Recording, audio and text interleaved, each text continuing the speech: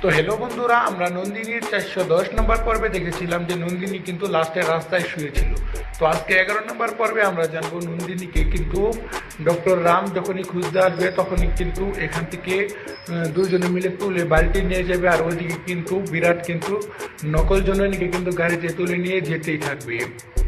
তো এদিকে তারপর কিন্তু জননীর বোন কিন্তু বিরাটের কাছে ফোন দিবে, ফোন দিয়ে বলবে যে বিরাট তুমি কোথায়, জননীকে নিয়ে এখন আসো না কেন? তখন বলবে যে জননী তো আমার সাথেই আছে, তুমি কোনো চিন্তা করো না। তখনই হঠাৎ চেয়ে দেখবে যে গাড়ি থেকে ডক্টর রাম জননীকে নামাচ্ছে। তখন অবাক হয়ে যাবে। তখন জননীর বোন কি করবে, বিরাটকে বলবে বিরাট আমি তোমার কাছে একটা ছবি পাঠাচ্ছি, তুমি ছবিটা দেখো। তখন বিরাট বলবে ওকে তুমি তাড়াতাড়ি পাঠাও। তখন কি করে দুটি ছবি তুলে বিরাটের কাছে পাঠিয়ে দেয়। পাঠিয়ে দেওয়ার পর বিরাট দেখে তো অবাক। এখন বিরাট চিন্তা করে পারতেছে না যে কোনটা আসল জননী আর কোনটা নকল জননী। তারপর এদিকে কিন্তু জননীর আঙ্কেল কিন্তু কাঁদছে ছোট মানুষের মতো, তো বলছে যে আমার মান সম্মানটা শেষ হয়ে যাবে। তখন দেবসেনা বলে যে আঙ্কেল তুমি কোনো চিন্তা করো না, সবকিছু ঠিক হয়ে যাবে। তারপর দেবসেনা তার গুরুদেবের কাছে চলে যায়। গুরুদেবের কাছে চলে যেয়ে বলে যে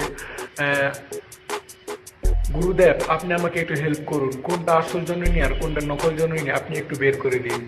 তখন বলে যে হ্যাঁ অবশ্যই আমি তোকে বের করে দিচ্ছি। তখন গুরুদেবের মায়া শক্তি দিয়ে দেখে যে এটাই তার আসল বোন আর ওটা নকল বোন। তো তারপর বলে যে এটাই তোর আসল জননী আর ওইটা হচ্ছে নকল জননী। তারপর দেবসেনার গুরুদেব বলে যে তুই তাড়াতাড়ি বিরাটকে ফোন দিয়ে বল যে ওই নকল জননীকে বিয়ার মণ্ডপে নিয়ে আসতে, তাহলে আমরা বিয়াটা আটকাতে পারবো। তারপর বলে যে গুরুদেব সে যদি আবার তার রূপে ধারণ করে যদি পালিয়ে যায়, তখন গুরুদেব বলে আমার মায়া শক্তি দিয়ে সে 30 মিনিট তার রূপ পাল্টাতে পারবে না, তুই তাকে ফোন দিয়ে আনতে বল। তখন দেবসেনা ফোন দিয়ে বলে যে বিরাট তুমি তাড়াতাড়ি 30 মিনিটের ভিতর তাকে নিয়ে আসো, তাহলে আমরা কিন্তু নকল জননীকে ধরতে পারবো। তো বিরাট কোনো চিন্তা না করেই তো নিয়ে আসতে থাকে।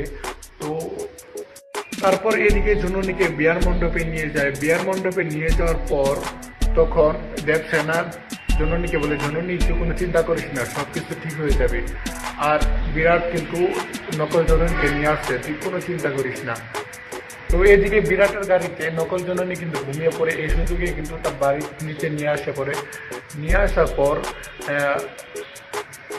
সৌরভা ম্যাডামের গুরুদেব তখন তার মায়ের শক্তিতে দেখে যে কাছাকাছি নিয়ে এসে পড়েছে। তখন সৌরভা ম্যাডাম তার নিজের রূপ ধারণ করতে চেষ্টা করে, কিন্তু কোনোভাবেই পারে না। তো এদিকে কিন্তু বিয়াটা তাড়াতাড়ি কিন্তু উড়িয়ে দিতে বলতেছে। তো তাড়াতাড়ি তো জননীর গুরুদেব কি করতেছে, দেরি করতেছে, কারণ 30 মিনিটের ভিতর সে নিয়ে আসবো। তো 5 মিনিট ওয়েট করতে বলতেছে। তো অনেক চেষ্টা করার পরেও 5 মিনিট কিন্তু ওয়েট করে না। তো তারপর কিন্তু পরবর্তী শেষ হয়ে যায়। তো পরবর্তী পর্ব আপডেট জানতে হলে অবশ্যই চ্যানেলটি সাবস্ক্রাইব করে